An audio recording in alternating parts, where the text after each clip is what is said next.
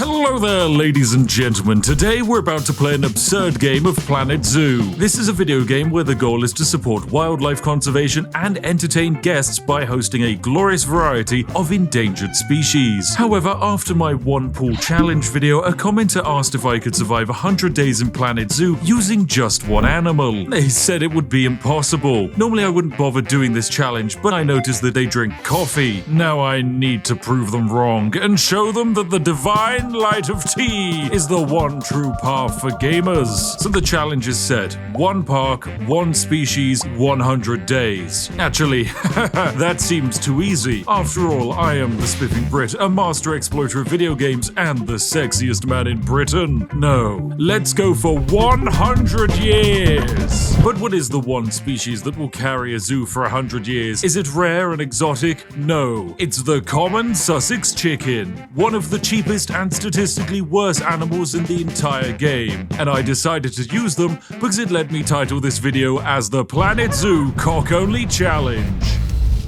I interrupt this wonderful video with a word from our sponsor, Genshin Impact. They want me to tell you wonderful sausages that Genshin Impact is now available on Xbox from the 20th of November. And to celebrate, a free wind glider will be given when you log in on Xbox. Oh, and free Primogens shall be given to Xbox Game Pass members on every version update. By linking your Hoyoverse account with your Microsoft account, you can sync your progress across platforms for a seamless multi-platform experience. But what is Genshin Impact? Jeez, you must have been living under a rock. It's a breathtaking open-world RPG adventure that lets you wiggle around the magical land of Teyvat. In the upcoming patch 5.2, you can unlock Chaska and Auroron. I absolutely nailed that pronunciation. Although let's be real, you just want Chaska because she can fly around on a gun. Now that's real magic. When you are, of course, floating around on a gun, you can visit this update's beautiful new landscapes like the Quahachan Cliffs and Tazata Panalco Range, or the dangerous and corrupted Ojkanatalan. Okay, I had no chance of being able to pronounce those, but I gave it my best British try. But yes, I'm a fan of exploring and chilling inside of cool gaming landscapes, and this one has some of the best. So what are you waiting for? Go click the link in the description and try out Genshin Impact on Xbox or a platform of your choice today.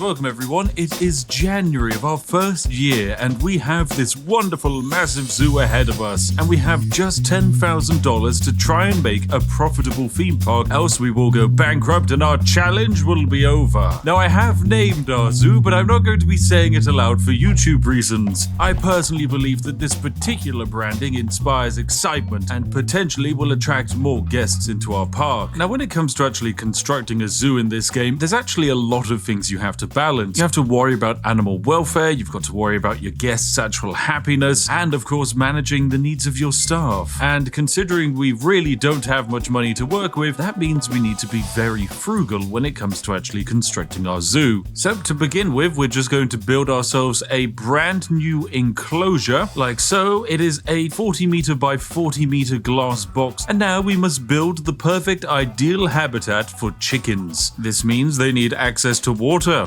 and feeding platforms, a few leaves to act as bedding, and then finally some enrichment items. And it's only cost us, about half of our entire supply of money. Right, so from here on out, we're going to actually need to buy a few key things. We need a trade center, which we can buy animals from, a keeper hut, so that we can actually feed the animals, and then eventually we will probably want to get ourselves a veterinary surgery, but it is $4,000, and I do not have the money for animal welfare at the moment. So some of our chickens may die, but that is a sacrifice that we are just going to have to take. We are going to want a couple of extra bits of staff, so we'll need a caretaker and a keeper. The problem with actually hiring these people is they are going to cost a good amount of money each year. But still, our park is now ready. All we need is some actual animals. And so for that, we're going to buy some chickens off the black market. And there we go. Now that they've arrived in our zoo, we can send them into their enclosure. And my goodness, we are low on cash. Ouch, this is very bad. But here is our first animal. Yes, it's here. Wabam, it's Tigid. Well, we can actually rename you, can't we? You shall shall be Grognar the Destroyer, and you're going to be our one male chicken. And now with the arrival of these chickens, we've started seeing our first park guests. Yes, that's right, 20 people have now arrived and paid money to enter the park. Now, when these people are here, they are going to be entertained by looking at these chickens, and we can see that currently their happiness is pretty high because, well, they're looking at chickens. It isn't that exciting. They like that the zoo is clean and tidy. They like that there's not much vandalism. They only had to pay $3 each to look at a chicken behind a glass wall, but that's good value. However, we're not making money off of these people. Once they've spent their $3 to arrive, after that point, we are just losing money. Having 65 people in a park to look at just chickens is impressive, but I don't necessarily know if we're going to be able to increase that number very easily. So I think it probably makes more sense for us to actually find ways to monetize our limited supply of guests better. Of course, we don't actually have anything for them to spend money on. However, we can buy ourselves donation boxes. This is a little item that we can put down that if guests are having a nice time looking at the animals, they can make a donation. And there we go. Someone has just donated $20 to the donation box because they've really enjoyed looking at cock. Our guests, they have many different needs that are tracked and measured to provide an overall score of their experience. If guests have a good time in the zoo, then they'll donate and the park rating goes up, meaning more guests are likely to visit. They are slightly weird though, as they tick off animals after seeing them once. This means that in a huge zoo with maybe 2 awesome elephant enclosures, guests will only care about the first one and will never go near the second. So this limits us to just 1 chicken enclosure. Of course, this has an unintended side effect. Because we have just 1 thing to visit, guests can complete the entire zoo experience rather quickly. You arrive, see a chicken, feel happy, donate, and then leave before you have time to get hungry, thirsty, or start questioning the suspicious animal welfare practices.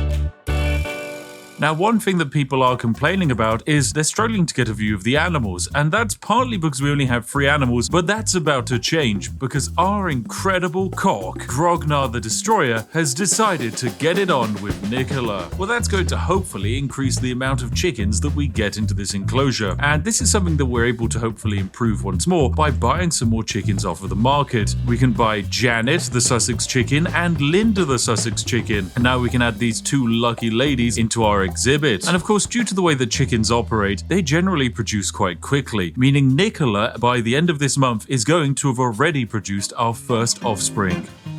Okay, so earlier I said that chickens are one of the worst animals to choose for this challenge, but I didn't explain why. So let's explain the problems with cock. The guests think that these are common creatures, and so they're only willing to donate a maximum of $20 each. They also get sick easily, and due to their high rate of breeding, just like European royal families, incest is inevitable. The long-term results are a rather pathetic exhibit that must be designed in a specific way to maximize the profit margins from guests whilst lowering costs for maintenance. However, I must experiment before we reach our perfect profitable zoo that can stand the test of time. One thing I've noticed is that guests can be educated, and the more educated guests are, the more cash they are willing to spend. Now, our donations are looking pretty good. We've received 5,000 donations so far for people to look at just 5 chickens in a glass box, but realistically, we need to improve this. So, in order to improve the educational level, we're going to add some educational speakers next to this exhibit that is going to educate people on the Sussex chicken. This Habitat educational board will now advertise that we have chickens inside of it, and then all of these little boards will talk about some kind of conservation crisis that's going on, like bee populations declining, or deforestation, and overexploitation. Geez, I would never. But yes, all of these little educational boards help teach people about the importance of animals and animal welfare, and that then means that when they come up to this little donation bucket, they're more likely to donate, and they're more likely to donate a larger amount of money. And oh, would you look at that, we've got some baby chickens. Oh, it's Warren the juvenile chicken. Wow, look at the appeal on that cock.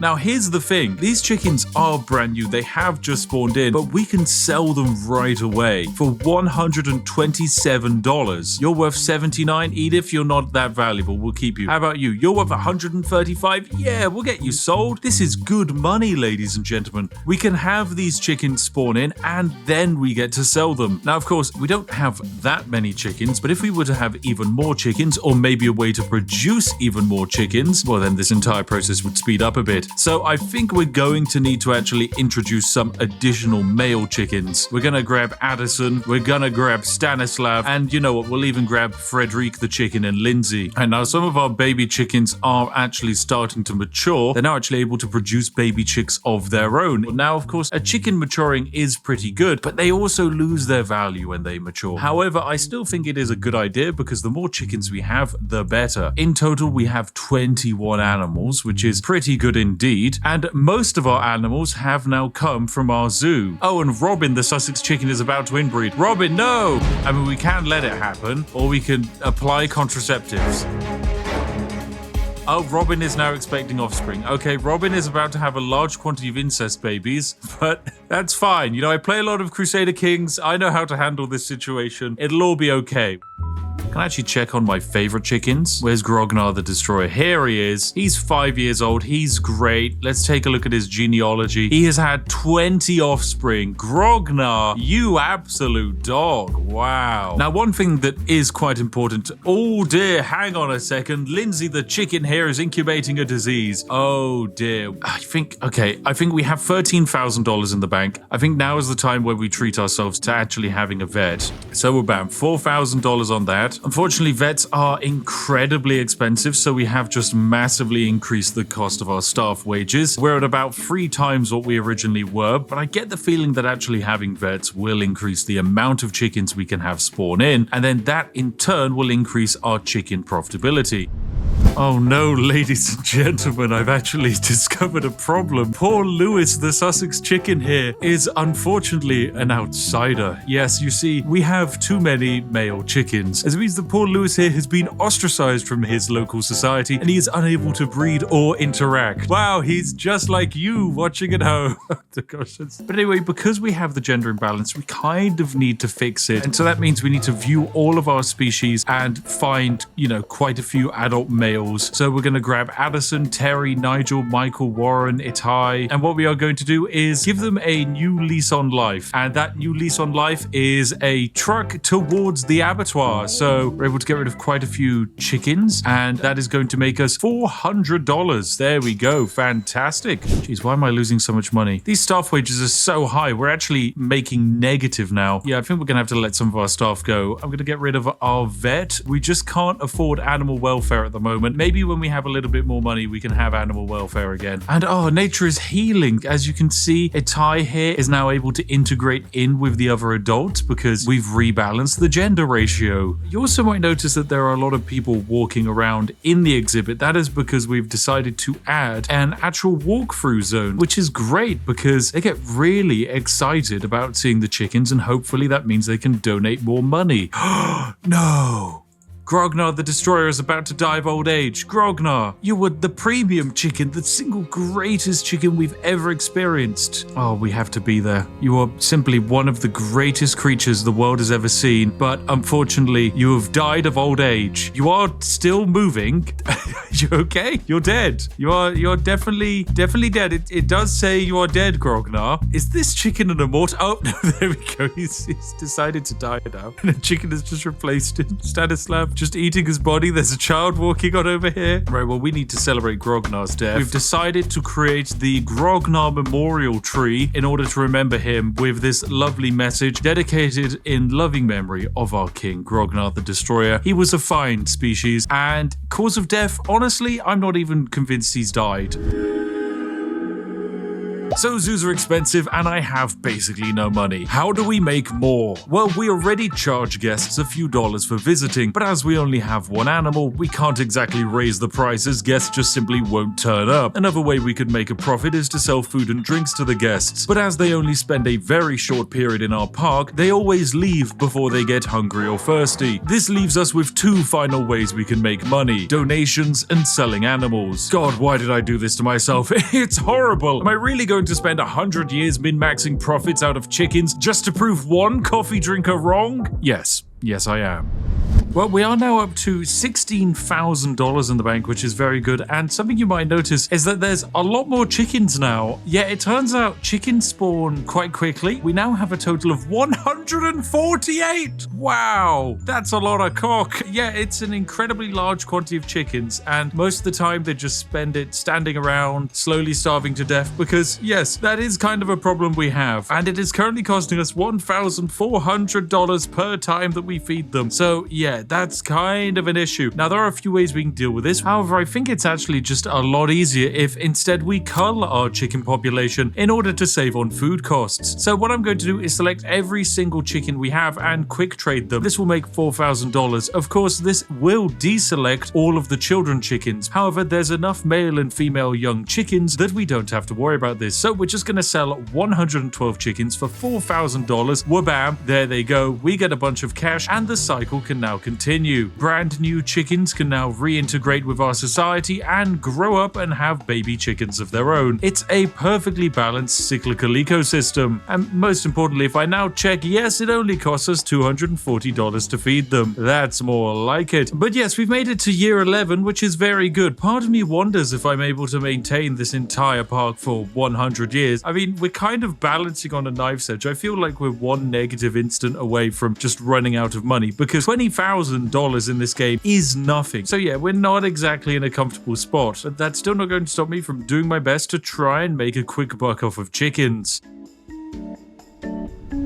You've rejoined me at year 15. I kind of left my PC for a bit and made myself a cup of tea, and then I came back and unfortunately 66 of our chickens are dying of the plague, which is quite the problem indeed. I'm just going to delete all the notifications and there we go. That feels a lot better. We do have one vet that is systematically going through and treating as many of these chickens as possible, but even then, it's going to take a lot. Some of it is life-threatening. Let's find any of these dangerous diseased chickens and just send them to the trade center. There we go. You know, maybe actually seeing a bunch of diseased and dying chickens will help people donate more money to the park. That's potentially a thing. Gosh, this is actually insane. It's basically every single chicken here is diseased. Box all animals. There we go. Right, we're just sending every animal to the trade center and then we're going to buy some fresh animals. There we go. We'll just find some nice, happy, healthy animals and we'll put them in. And it's almost like these ones were never ill. Fantastic. Look, people are still happy, right? They still get to see the chickens. Yeah, there's only like 2 of them. Alert? What's the alert? How can there be an alert? One of them is diseased. You're not healthy. Back in the box. You will notice that the chicken population of this exhibit is down, and that is actually how I like it. I noticed that the more chickens we had, the more we were spending on feeding them, and our donations weren't actually going up. At the same time, I've noticed that our donations were actually going down because most of our guests were having too much fun walking through the exhibit and not enough time standing outside of the exhibit throwing money into the donation bucket. So yes, I've been tidying all of that up so that we have an actual efficient money-making system. And now, without any of those pesky veterinarians telling me that the 78 chickens I have stashed in a box is inhumane, everything's working fine. We have over 100 chickens currently sat in a box over here in a trade center. I don't know how they all fit inside of this tiny building, but they're in there, and from a legal perspective, they're apparently alive. And whilst they're held in that temporary stasis of suffering, they can't die of the diseases they carry. And that's basically humanitarian.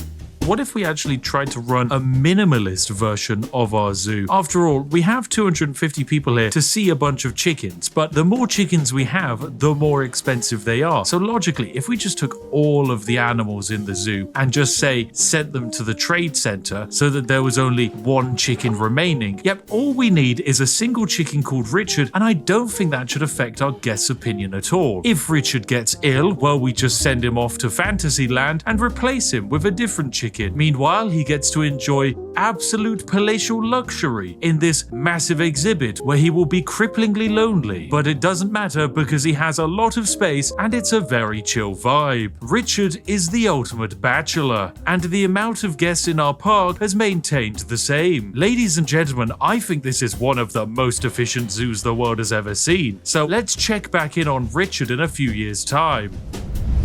Oh no, on the 6th of August, on our 38th year, Richard the chicken, who we've all known and loved, has died. This is the first event in our park in basically 13 years, which is a real shame because he was indeed a great chicken. However, people are still paying money. They don't actually seem to mind that we have, no chickens left. Oh no, it's dead. The Sussex chicken is dead. Okay, right, they have noticed. They should get another Sussex chicken so that one has company. What, that one? That one is a corpse! Well, it seems that people have largely stopped donating. They're still willing to pay ticket prices to get in, but they won't bother donating unless they see the cock. But what if I just eliminated staff wages? If we fired all of the staff, we would still be able to make money. There is no longer any staff left in the zoo. Let's see if we can make money with a zoo that just features an empty enclosure and nothing else. There isn't anyone working here anymore. It's just me. Right, it's year 75 and our zoo is still doing really good. As you can see, we have 315 guests in our park. Yes, they no longer donate money. Our only source of revenue is ticket sales, but that's okay. We don't have any running costs. Our guests have a 5-star happiness rating. At the same time, our park is probably good value. No one is upset and we haven't lost any sales. In total, we're about to cross the 51,000 total visitors mark. That's right, 51,000 people have visited this zoo to look at chickens, and now they can visit the zoo to look at a billboard of a chicken, which is almost as good. It is almost as good. Yeah, I don't know what is going on with this game. I thought a one-animal zoo was viable. It turns out no animals, also completely viable. But yes, I guess we're just going to continue this until we get to year 100, because why not? Nothing's stopping me. This game isn't stopping me. Why isn't it stopping me? Well, we've done it, ladies and gentlemen. It is the 3rd of January of our 101st year. We've completed 100 total years, and in that time, we have had many, many guests. In fact, we can even check our little entrance gate. We've had an incredible 70,000 visitors into our wonderful, glorious zoo known as Monster Cocks, of course. Now, we do have really high average animal welfare, and that's because we have 78 animals kept in a permanent state of suffering inside of a cardboard box. But I think to end our actual experience today, I think it makes sense to actually get some staff back. Yes, I'm going to grab a few keepers, and you know what? I'm actually going to add some chickens back in, and we can select every animal in our storage. Well, here we go. Let's unleash the cock, as I say. Oh God. And as you can see, look, they're all happy. They're incredible. Yes, apparently some of them are diseased. I don't care. It doesn't matter. The chickens are back. Everyone's happy. It's the best park you've ever seen, guys. It's full of chickens. Look at them go as they conga line their way around. Oh, it's so happy. It's so wonderful. And yes, of course, it will bankrupt us when we try and feed them, but it doesn't matter because I am now ready to retire. I've been custodian of the zoo for many hours of my finite human existence. And what do I have to show for it? One of the worst planet zoos ever featured and documented in YouTube history? Yes, I do. That's exactly what I have. Of course, if you did enjoy looking at all of these chickens today, then make sure to give this video a like, and why not consider subscribing? If you don't, you'll end up like this chicken here. Got unboxed into the pen and died immediately. I love this game. Anyway, right, thanks for watching, guys. Thank you very much to all of our lovely channel members and patrons for funding this video. You're all absolutely fantastic. I hope you have a wonderful day, and goodbye for now.